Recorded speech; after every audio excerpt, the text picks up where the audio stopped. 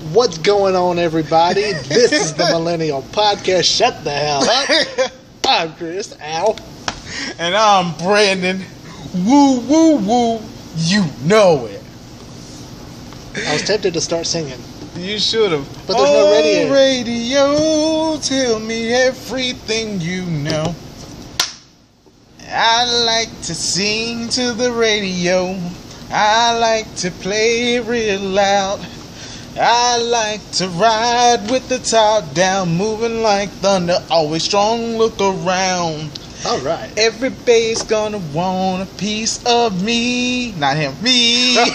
Yeah.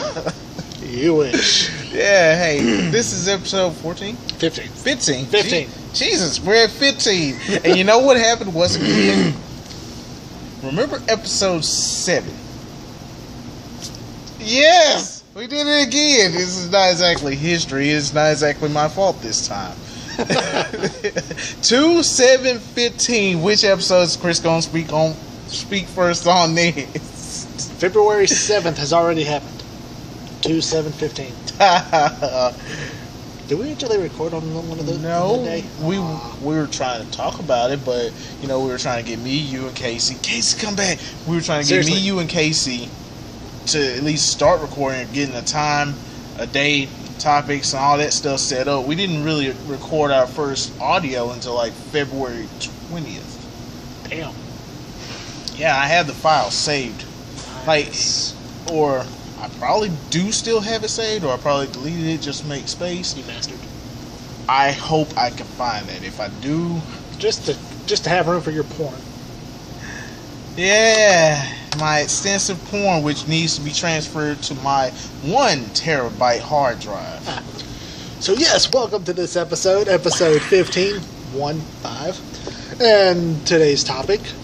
Today's topic, our top 5 matches. Match types, I mean. There we go. Because if it was our top 5 matches, period, it would be a long video. woo, then we'd hit that blessed 1 hour, 0 minutes, 1 second mark.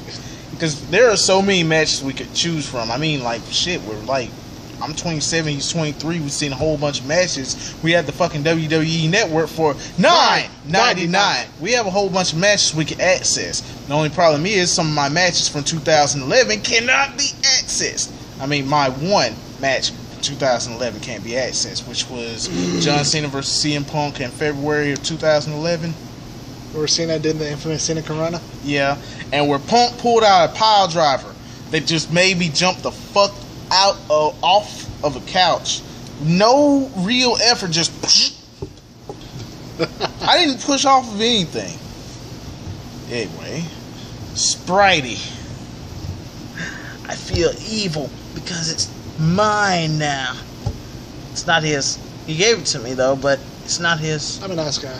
Yeah, he's a very nice guy When I want to be. when he wants to be. But yes, this episode is our top 5 favorite match types. Keep in mind, this is our opinions. Opinions, yo. He's not going to be going in any particular order. I'm going to be going in order from my least favorite of the top 5 to my favorite. I think I ought to go in order. Well, then we'll both be going in order. Yeah. For me, my number 5. My number 5 is the Ultimate X match. TNA, you got your one appearance on our podcast. Wow. Ever in 15 episodes. All my matches are WWF. Yeah. Okay, the Ultimate X match. It's basically a match where the X Division title... Do you know about it? Okay. A match where the X Division title is strung up over the ring. Strung up as an X. Usually in the 4-side ring it's just a regular X. I think in the 6 sides it's also an X, but it's a little bit tighter. Yep. Combatants had to battle each other and then climb up on the ropes towards the X Division title and get it down. Whoever can do that, winner. They also have to drop with it. Oh, I got it. It's a good match, and it was a very creative match. Yes, it was. One of the good creative matches that TNA decided to have. It got a little gassy. I mean, like, it shows off the very essence of the X Division. While TNA doesn't exactly put that much focus on the X Division nowadays, or whenever they want to invoke Option C, that's when it's brought up now. But the Ultimate X is the heart and soul of TNA, and that's what made me like them for a long while. That's what made them material for me to run home to after school, like when they were still on Fox Sports South. Man, I love that match. I miss that match, and I think I need to get the DVD Best of Ultimate X just for my own personal collection. Nice. Right, Chrissy? Number... Chrisley? No. Jeez, wait. She watches that too? Chrisley knows best? I don't know. I don't want to know. Okay. Number 5 for me is a tie. It's a tie. Between the casket match and the buried alive match. For one reason and one reason only. Not the match itself, but what usually happens at the end of one of those matches. Yep. Which means the character that usually loses takes time off and usually gets repackaged into something new. And that's something I always like seeing, like if a gimmick's not working out, somebody get repackaged into something new. And those to me were the matches that happened in. Yep. Or, hey, nowadays, since we kind of aren't doing any buried alive or casket matches, since the Undertaker's old, we just need Kevin Owens to come as the gimmick killer. Just destroy someone. They're taken off. They're injured. Yeah. Kevin Owens, gimmick killer. He needs that gimmick because he's just that powerful enough to do that. But yes, that's why those two were tied for me, because it was both. Because like example for the casket match, Royal Rumble '94, Yokozuna versus The Undertaker. Although we did not get a gimmick change, we did see a newer, in a sense, Undertaker. Yeah, he got time to rest. He rested them old bones for a bit. And also with Undertaker, the Buried Alive match. Yeah. Didn't one of those casket matches end up resulting in the Undertaker coming? Undertaker? Yes. I think it was the '94 Royal Rumble. See there?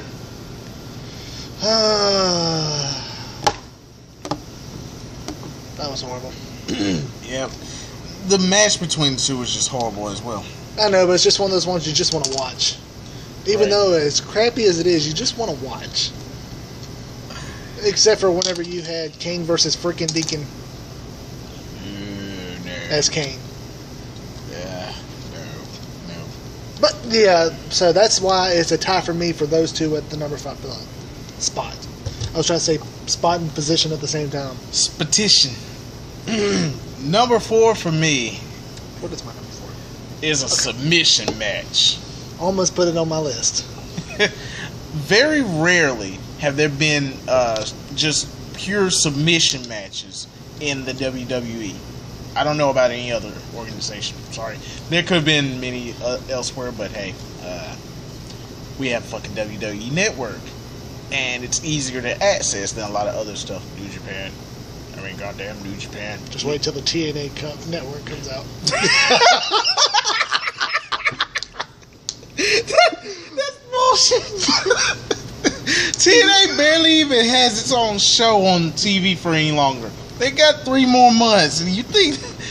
I know, I just had to say it. Yeah, just wait until WWE buys them out. Yeah. Entire library. WWE.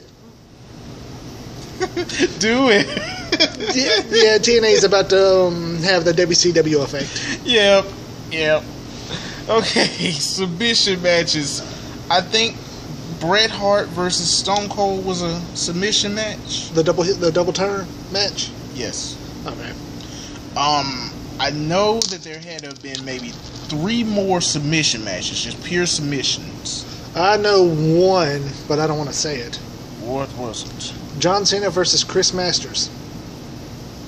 When you saw the debut of the STFU. Fuck that match.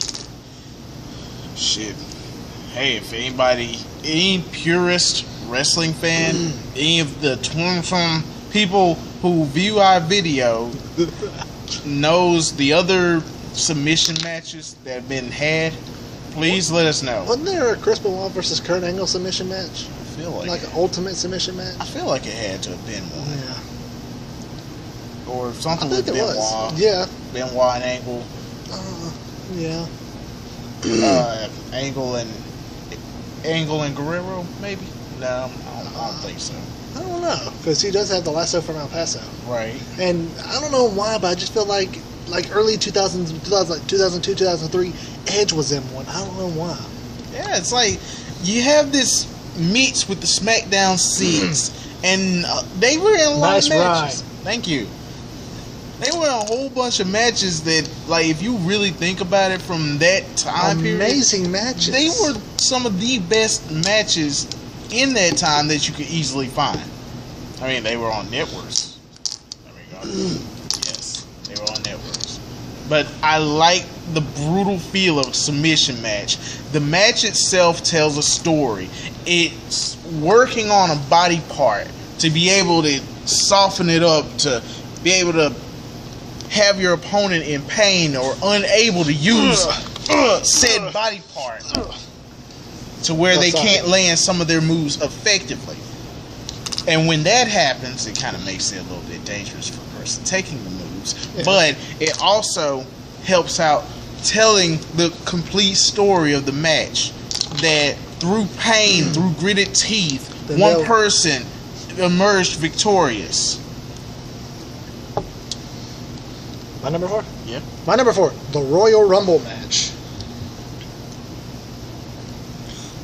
Why didn't I think of that?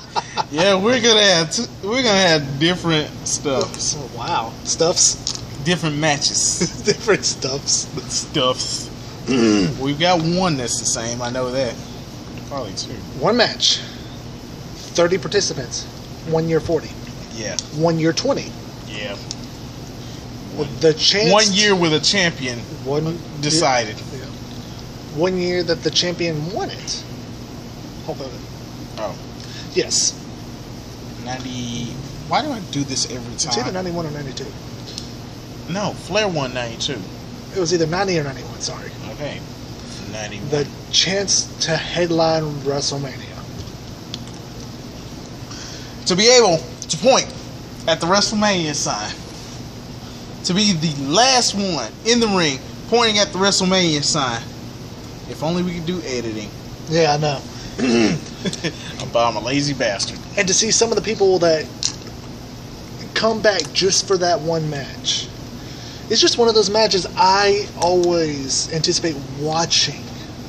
I just love watching it. On the WWE Network, that's like if I go there on watch it on the weekend, I'll watch a couple of Royal Rumbles just to see, because whenever I watch them live, somebody will come back, I'm like, oh, okay, and then I'll rewatch it again a little while later, I'm like, holy shit, he really came back.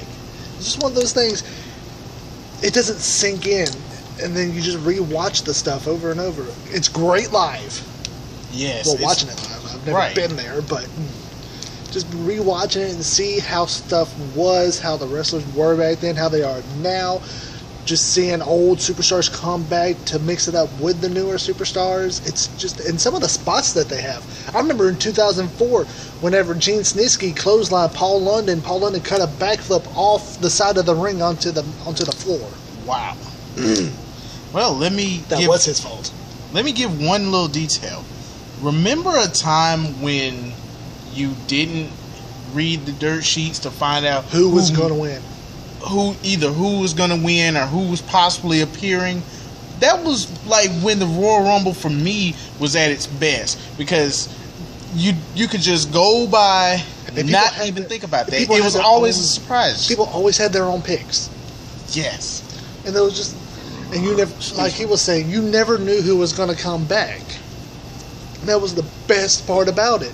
The surprises. And then when the dirt sheets became way more popular and everybody got the internet in the palm of their hands, and then we started finding out who the winner's gonna be, what the plans are gonna be set for WrestleMania, and pretty much since then, I don't even know what year it was, but the crowds have started fucking booing a lot, especially towards the 2014 Royal Rumble, number 30, Rey Mysterio. Booyaka, booyaka, boo! You hear it like all through the match, and it kind of just lowers the whole atmosphere and tone of the match because people knew that Batista was winning. This year's Royal Rumble, just because Daniel Bryan was eliminated, boo! And then when Roman Reigns came, boo!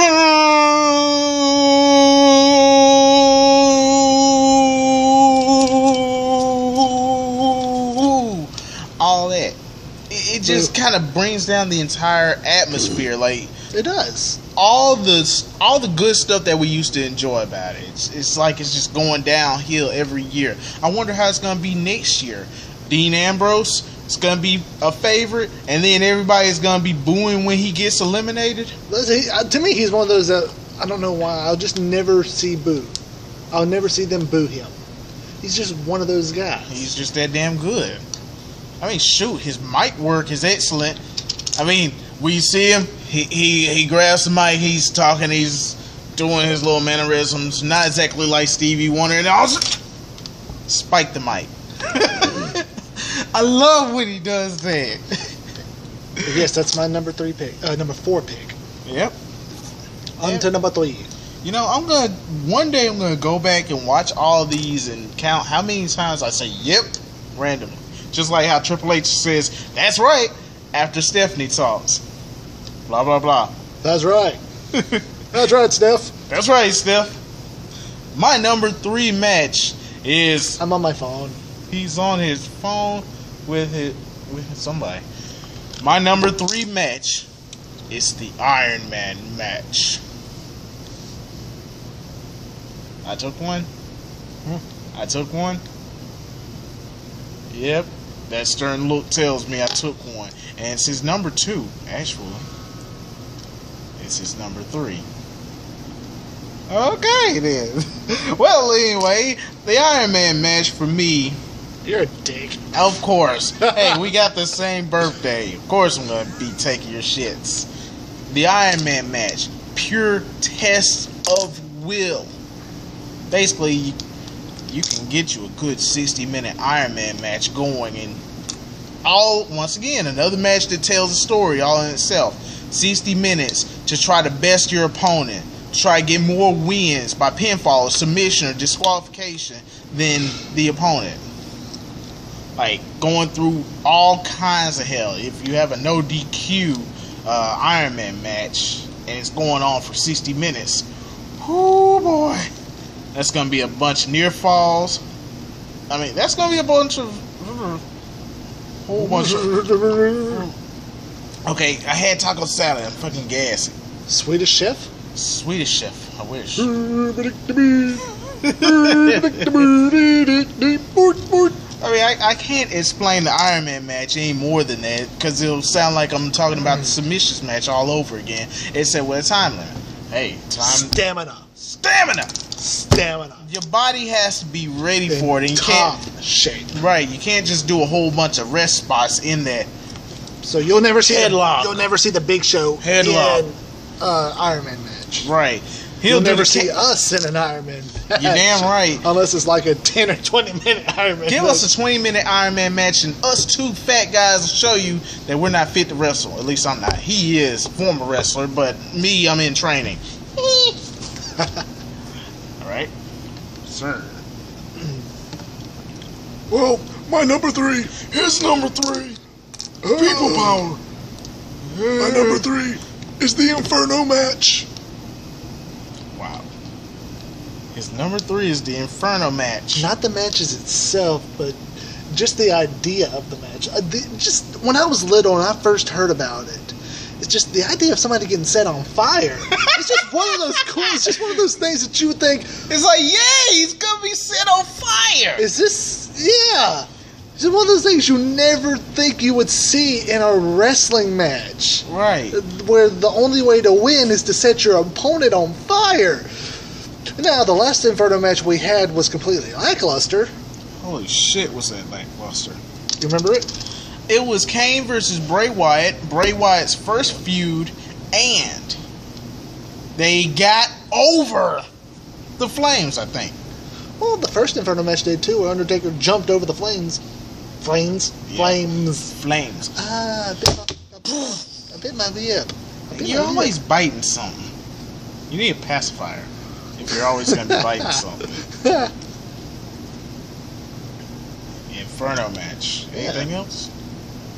And it was just cool. Like every time they do a slam, you see the fire rise, and it was just a cool visual to watch.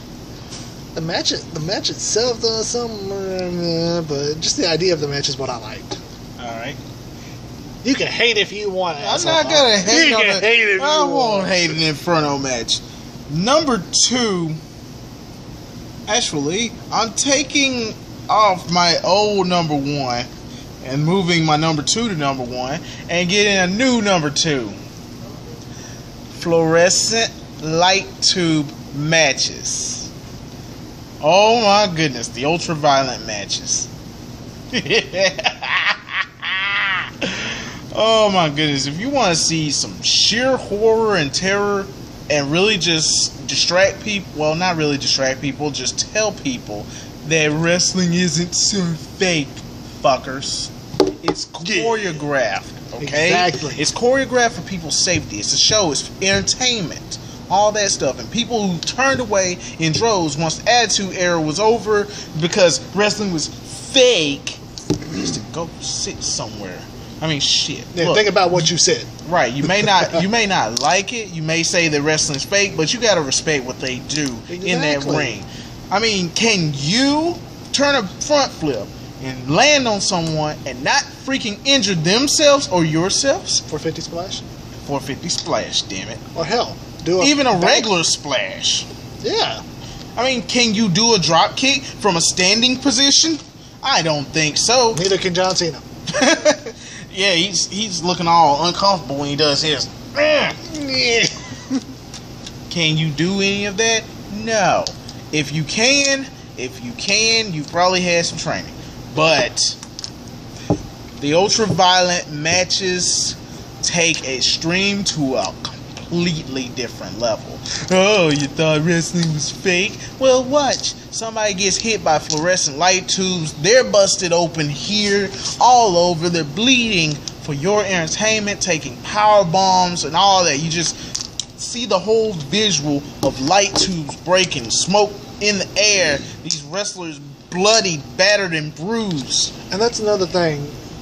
The blood is not fake. A lot of people think that the blood's, they just put like red stuff on their face. That's not fake. Right. See, in that type of match, how the hell are you gonna put that on everywhere? Here's the thing. How do you fake a slam? How can you fake landing on your back? Right. Do that. Just do that on wood. Land on your back. Flat on your back. 6 times from a standing position. Have someone throw you on your back. Hip toss you. Because you also have to trust the person that you're in the ring with to not fucking kill you. Exactly. That's why I'm never going to trust Casey to suplex me. Really? Okay, I'm never going to trust him to actually stalling suplex me. Oh yeah, because he's fucking skinny. He's 100. We can eat him. Casey, he's 100. You're cool as fuck, but I don't know if you can hold me up for that long. Right, we're up in weight. We're damn near 300. We aren't at 300. We're up. We're closer to 300 than 200. So damn it, there ain't no way I'd let you do that shit. Like 275, 280. Yeah, somewhere like that. But you gotta respect that match. And when you come out of that match as a winner, you're bloody. It don't matter win or lose. There's a lot of blood lost. That's the only loser. And red means green. Lots of green. Take it away, Jimbo. By the way, if you don't know, green means money. Money. Money, money, money, money. Dollar, dollar. Dollar bill, y'all. Just listen to Shane McMahon's theme song. That'll explain everything. Yep. Number 2. Number 2. What do you think it is? TLC match? Wrong. Okay, yeah. Okay, what? Iron Man match. That's my number 1, damn it. Number 2. Holy shit. Hell in a Cell. Third time's the charm. Uh-huh. Hell in a Cell, number 2. Just for the fact that it's not like a normal cage match. The original cage match is you either pin them or either escape either over the top of the cage or through the door. Pin, submit, escape. Exactly. Repeat. With the Hell in a Cell, it's not just the size of the ring. It's bigger than the ring. So you got room outside the ring to wall. You can leave it. You can get on top of the cage. And fall through. Fall through, fall off.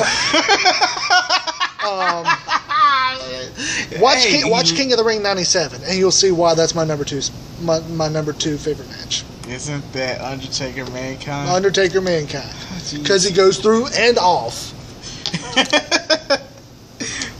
There had to have been another memorable Hell in a Cell match. Shawn Michaels versus Undertaker, Okay. the very first Hell in a Cell match. That was the debut of Kane. Oh yeah, yeah. From Bad Blood. How could I forget the debut of one of my favorite wrestlers? The original Kane. The original. That's gotta be Kane! That call by JR. And then that was Vince McMahon. Oh, Vince. Shit. And another good Hell in a Cell match, Undertaker versus Brock Lesnar. While Brock Lesnar was champion. Yep. That was a bloody match. Brock Taker won that. Brock Taker won. lost that. I'm trying to. It's damn near 3 in the morning. But that was a great 3 in the morning. Great match. You're damn right. But those are just some. There are other good Hell in a Cell matches, but those are the ones. Those were my favorites. Hey, remember the Armageddon Hell in a Cell 6-man Hell in a Cell match? Kurt Angle. Yep. Undertaker. The Rock. Stone Cold. Rikishi. Triple H. Whew. I was gonna say, how you gonna forget the king of the Hell in a Cell matches? Alright. And now. The highlight of that match was just Rikishi falling off. That is it. That was everybody biggest knows spot. that one. And now, my number 1 favorite match type, because I decided to take the other number 1 off. Well, I'm gonna change mine since he already put. Yeah. My former number 1 was TLC. Yeah. Yeah, my former number 1 was a TLC match because of how revolutionary it was. But, see, it's written here. The OG number 1 match type, in my opinion, the 24/7 hardcore title matches. I can dig it. I can dig it. Yes. Because that can happen anywhere. Anywhere, anytime, amusement parks, While somebody's asleep. backstage areas. Wait. Pin him. 1, 2, 3. He did it. Jay Briscoe's new hardcore champion. Ow, damn And the it. fact that JR and King were whispering it, that was way too awesome. And then what happens afterwards? Champion ends up getting pinned By by someone else. Pat Then Patterson breaks a bottle over his head and pins him. Pat Patterson. Which leads to the worst match ever. Oh yeah, the evening gown match. Yes. Okay, let's rewind from that. There were some women that were hardcore champions, and that was actually a good title to. Well, it wasn't exactly a good title to have, but it's still in the damn lineage of What? any titles. Hardcore? Yes, because let's see, Molly Holly. Quiz. What? Oh, go ahead and then I'll quiz you. Okay, Molly Holly, Trish, one of Godfather's hoes. It wasn't Victoria. And one time Jacqueline, I think. Nope, Terry Runnels. Oh shit. Jacqueline won the cruiserweight title. Yeah, I know that. Well, I was about to say everybody, but then there are a lot of John Cena fans who don't know who the fuck Jacqueline is. Yeah. Titties. No, that came out on television Multiple times. Not just once. Those titties were unstable, dangerous weapons. I liked them. They were dangerous. They were dangerously able to hop out all the time. But shit, that was my childhood. Just watching those hardcore title matches. And then when they actually defended it as a regular title and Crash would win it, then it became 24/7 again. And then the chaos resumed. You ready for the quiz? It was, yeah. Oh, go ahead. Finish. I was gonna say it was Car Crash TV at its finest. Thank you, fucking Vince Russo. That's one credit you're gonna get from me. King of the Mountain. Fuck that shit. Two questions. Okay. Who was the very first hardcore champion? Mick Foley. Who was the longest reigning hardcore champion? Longest. There's a length. Okay. Who was the last person to win the hardcore title? It wasn't the last. Well, you know what I mean. No. While it was still in play. Oh, you knew what I was going to get at, because Hornswoggle will still the longest reigning cruiserweight champion. Yes. He's going to hold that title longer than Bruno Sammartino. He already has. Really? So Bruno Sammartino's longest reign was just over 7 years. And then the second reign was over 5 years. Holy shit. Yeah. It's been that long? Yes. Hornswoggle's been in the company for that fucking long? Holy shit. But yeah. Longest reigning hardcore champion. Steve Black. Wrong. Damn it.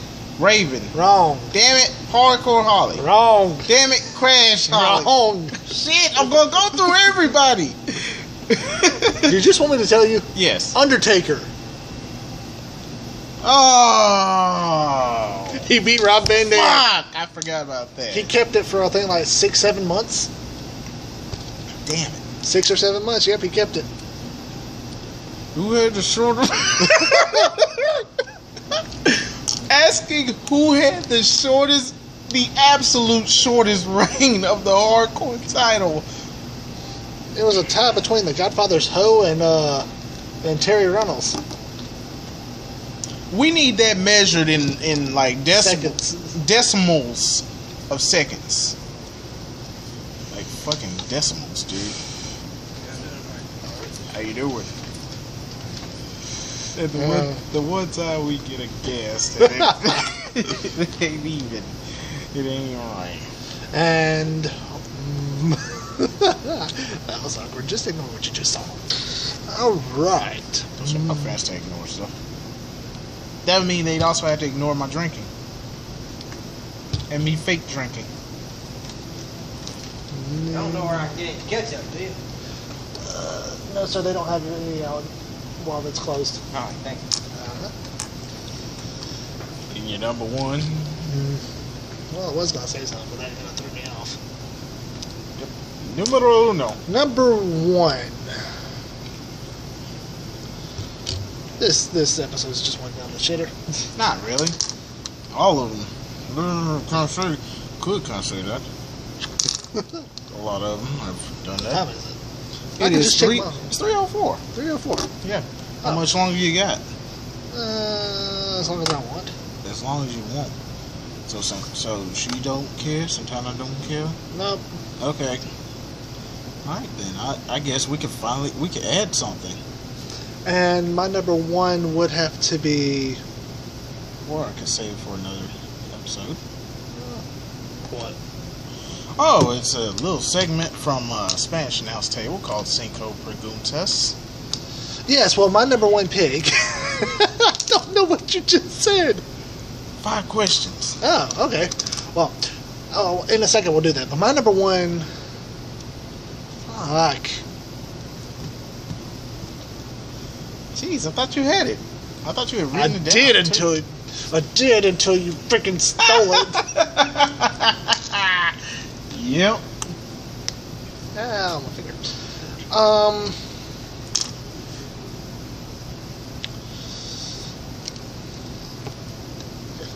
Just to save time, I'm just going to go with the Iron Man match for all the stuff we already talked about. There we go. Yeah. Because that is my number one. But, okay, let's move on to the Cinco whatever the hello. Cinco, whatever the hello. Anyway. Okay. You know, for the sake of this, I can actually change the 5th question. Yeah. Alright. Scorpion. Question number 1. Your favorite wrestler of all time? Shawn Michaels. Kane. See, this is going to happen quick. Second, your favorite match of all time? The match type or the match itself? Match itself. Oh, God. Oh, this is where being a wrestling nerd really just kind of kicks your ass. But there are so many choices. So many choices. How about I narrow one down? I mean, take one out. Do not say Macho Man versus Steamboat. Okay. I wasn't even thinking about that. Okay, thank you. That's just one of those ones that everybody would pick. Though it is one of the greatest matches of all time. Right.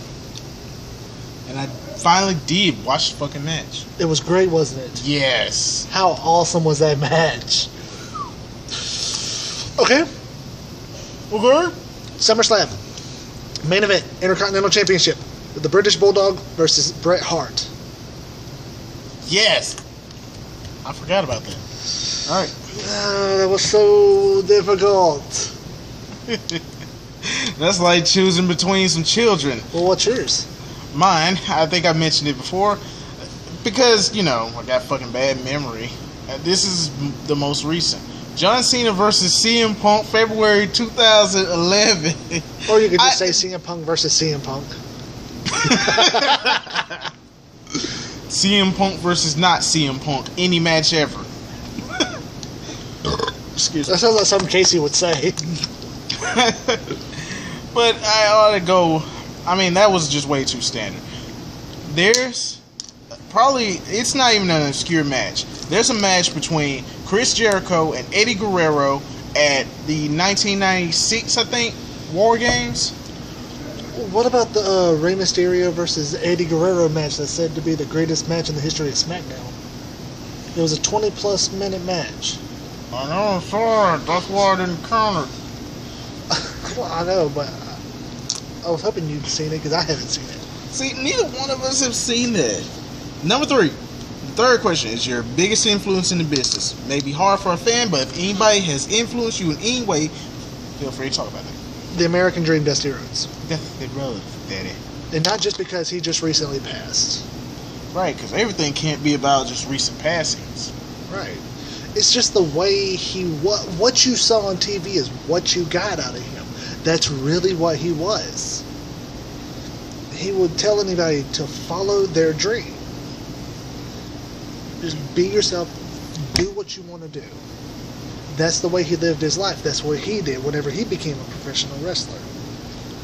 And that's why I have to say that. Alright. It's interesting that you chose Dusty Rhodes because I chose the Nature Boy, Ric Flair. Woo! I can't Jackie Fargo strut in this area because just like Dusty living his life the way that he lived it, Ric Flair was Ric Flair 24/7, and it's pretty much like the way to apply that to me. You take an introverted type of guy, you apply Ric Flair to it, turn the volume past 11, break the fucking knob. There's a level beyond 11. There's a level beyond the Super Saiyan. It's an ascended 11. And then you let that magnify and just come out, and it's not just how he carried himself just on the outside. It's the way he carried himself on the inside. It's on the inside. As in inside the arenas, outside in the limousines and jets. In a sense, he was very, very professional. Yes.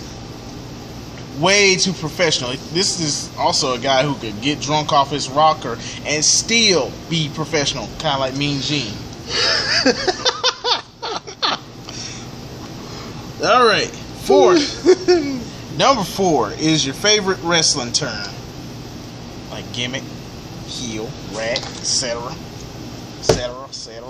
Ham and egger. Ham and eggers. Vanilla midget. Yours is vanilla midget. No, mine is work. Okay, mine would be shoot. Okay, because you gotta work the damn crowd. You gotta work them into the building. I mean, you gotta work that animosity in there. You gotta work in that hate. You gotta make it look good, damn it. Okay. Well, if you're gonna say work, I'll say sell. All right, you gotta sell. You can't be like Hogan and not sell. You can't be like the Road Warriors and not sell. That's just them. They didn't You feel it. can't be the Sliders and fucking not sell and hope that your opponent. This is how you not. This is how you not sell. You damn right. This is how you sell.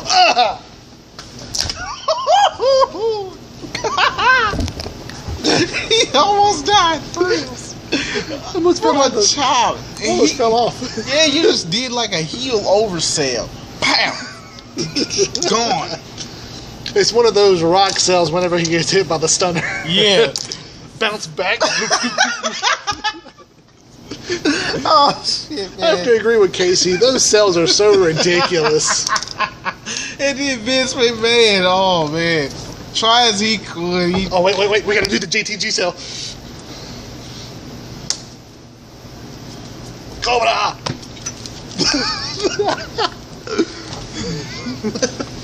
Okay. Okay, 5th one is a hypothetical situation because you don't know who the person is in question. I decided to change it. You're in a WrestleMania main event storyline against me, or in my case, against you. You give the storyline.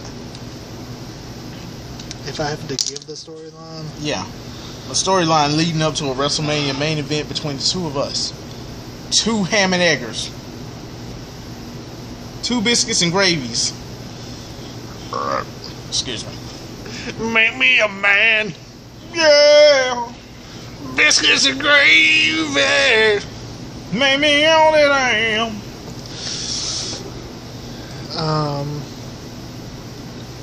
That's a good one. What would work? Wow. For us, I would say that me and you being a tag team. Yeah, because I'm the jealous type. Okay. So let's say we're being a tag team and we're getting wins and losses, Yeah. but people are recognizing you. As the Being- rising star. Yes. And so that's going to lead to you becoming a good guy, well, if we're a good tag team, and me becoming a heel, setting up our WrestleMania match. So let's say you already getting built up. Let's say we're already split. You take the title at the Royal Rumble. I win the Royal Rumble. And we could just lead on from there. So it's just basically the whole, you're trying to outshine me and I'm going to prove to you that you're not better than me. Ah. It's the whole Matt Hardy, Jeff Hardy situation. Yeah. I think that would work for us. Because I am a jealous son of a bitch. And I am a cool dude. Oh yeah. Oh, god damn it, I gotta do Jeff Hardy. No, I gotta be Matt Hardy because he was an asshole. Sorry, Okay. I prefer Matt over Jeff. Alright, let's see. Me against you. Giggity. And he just got the hell on out. I'm starting to get a cramp. Yep, see, that's what happens when you get too fat. Start catching cramps and shit.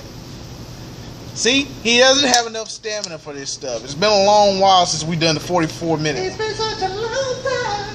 Long time. I think I should be going. Okay, he is really walking that shit off. Okay. How would I put us in a main event storyline? Simple. he wins a title. It's more jealousy. It's always jealousy, and that's about one of the major driving points of any rivalry. That's right, Steph. One person wants something that the other person has. Me, I want his title. It all starts with one single slap. Like, I just walk down the hallway, slap him one time, and in that slap, I take the belt. I'm like, if you want your belt, you're going against me. And he continuously tries to come after me, trying to take his belt back, but I one-up him each and every time. He pulls a Crash Hollow. You're damn right I do. And it kind of gets a little goofy, kind of a little funny, but every time, even in regular street fights and all, I still win. I'm taking the title. And it leads up to a match at WrestleMania where the title is hanging above us. Does that really sound like the whole Dean Ambrose, Seth Rollins? Sort of. Okay. And so it didn't start with a slap. Yeah. Leads to a ladder match. Actually, no, make it even grander. A best 2 out of 3 for that title. Let's see. First match, just a normal match. Second match, street fight. And then third match, if necessary, ladder match. Okay, how will those matches play out? I win the first match, just a regular match. Once again, getting the upper hand on you. You win the second match, basically by clobbering the ever-living daylights out of me, hitting your finisher maybe 2 or 3 times. I kick out of one. I reverse. Wait, no. I kick out twice. I reverse your finisher. I hit your finisher on you. You get up. We're both groggy, drowsy. Well, not drowsy. We're both exhausted. And then I slip up. I try to clothesline you. You grab me. You hit your finisher. 1, 2, 3. And then it's on to the ladder match. With no rest from you, you carry your weary body over to the ladder. Try to take it up. Try to set it up. And we continue fighting. We continue brawling with all of our energy spent. And we're climbing up the ladder at the same time, beating at each other. Which title is this, by the way? Doesn't matter. Let's go with the World Heavyweight since it's the main event. Yeah, since it's fucking main event, and since I've already made the match sound that damn good. By the way, is this the point where Casey comes out and cashes in his Money in the Bank? That would be awesome. Like, Casey just comes out, cashes in his Money in the Bank during our ladder match. He comes, knocks the ladder down. See, that's a good idea. He comes, knocks the ladder down. We both fall. We're crashed. We're spent. We're dead at this point. Right. He cashes in. The bell rings again. He sets up the ladder, climbs on up, and takes the title from the both of us. Yep. Effectively, not only furthering our rivalry, but putting Casey into it as well. Still better than the Miz, Ryback, and Big Show. Hell yeah. It will forever be better than that. You know, that's funny. What? The Miz, Ryback, and Big Show. We got Casey, who's as small as the Miz. Yeah. We got Ryback, bald like me, and we got the Big Show. If only Mark Henry was up in this, then there'd be some sexual chocolate. Well, you know that Mark Henry just lost the Ryback on Raw last night. Yeah, I know. I saw that. What? The what? And then Mark Henry got up looking injured again. God dang it. Is there ever a time Mark Henry ain't injured? You know that whole injury extension clause that they were trying to add to Mysterio's contract? Uh-huh. As many times as Mark Henry has been injured in the lengths of time, Jesus Christ, he's going to be working with that company forever. He's going to be there way long after Pat Patterson becomes dust. Death happens. You don't want it to happen quick, but death happens. Yep. Pat Patterson is up there. I said Mark Henry gonna be there forever. So either high blood pressure takes out Mark Henry, or old age takes out Pat Patterson. One or the other. Mark Henry's gonna be there forever, especially if that whole injury clause is in his contract. Well, shit. Well, for Brendan and I, for mine, I don't see our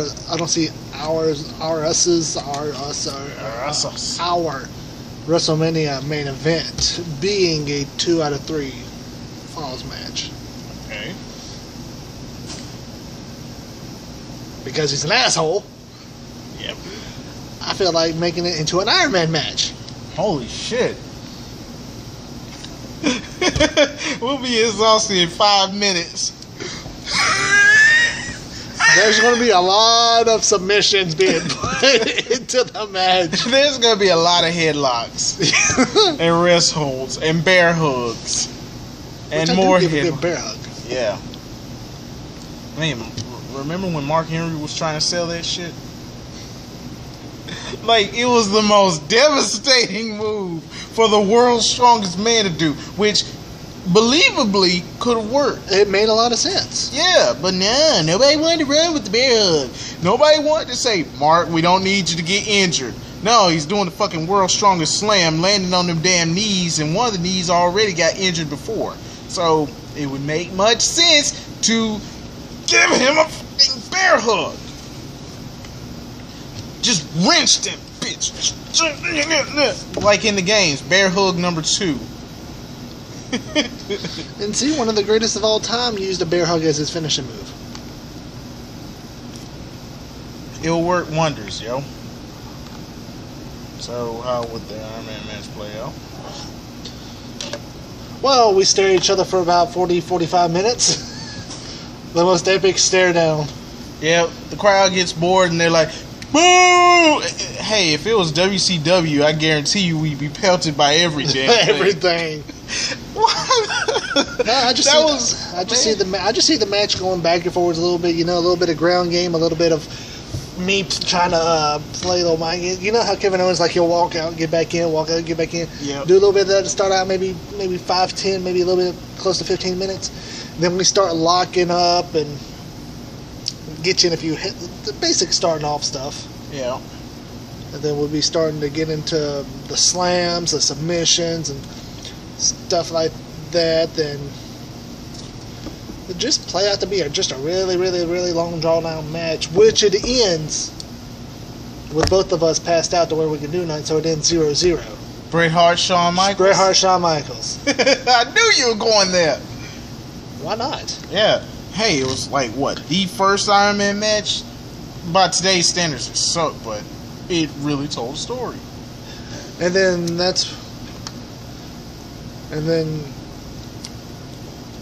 I connect with the move. I try to pin him. I try to pull the Shawn Michaels pin, laying backwards over him like that. Out comes Casey with his Money in the Bank contract. Jesus. Gets on top rope, hits a shooting star press on me, which is on top of you. Pins both of us to win the title. Wow. The sad thing is, I can see that happening. Yep. That sneaky bastard. Casey, you better be happy we're both having you win this match. Right. Because if it was us, our egos would not let the other win. No. Yeah, see, this is generosity. Casey, come your ass back. Yeah, seriously, you need to come back here, you jackwagon. Yeah, but then again, he's not really in control of that. Yeah, I know, but still, if you were in control, come on. Yeah, come your ass back here. Exactly. Like, if you yourself needed a place to stay, shit, I got an extra bedroom, and I finally got beds in the fucking house. I ain't got hot water, but shit, you'll have to deal with that shit on your own. It's fucking summer. Why would you need a fucking hot shower? You don't need a fucking hot shower. Take a damn cold shower. Be a man. Gotta be a man. Manly. Would you take a cold shower? I do. Okay, you do? I love cold showers. Yeah, me too. Would you ever take a cold shower in 20-degree weather? I do it in the winter. Oh, shit. I take cold showers in the winter and walk into my bedroom with the lights off and the air conditioner blowing. Yep, that's how much of a fat ass you are. I'm a man. He's a manly fat ass. He's a fat Can't manly get much more ass. manly than that. You're damn right. I'm not flexing. All right, Hogan. Ooh, no. The Nacho Man. The Huckster. Huckster, the Nacho Man. With billionaire Ted somewhere nearby. Ooh, yeah. So this has been the Millennial Podcast. This has been a rather amusing episode. Right, this is like one of the longest ones we've done in recent memory. Yeah.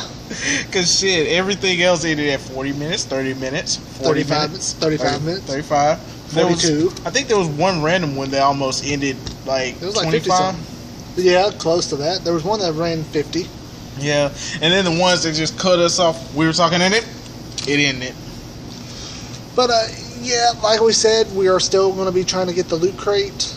Yeah, Loot Crate sometime soon. Not loot crate, Japan crate. Japan Crate sometime soon. Cause hey, if we did do Loot Crate, yeah, that'd come after a while. Yeah.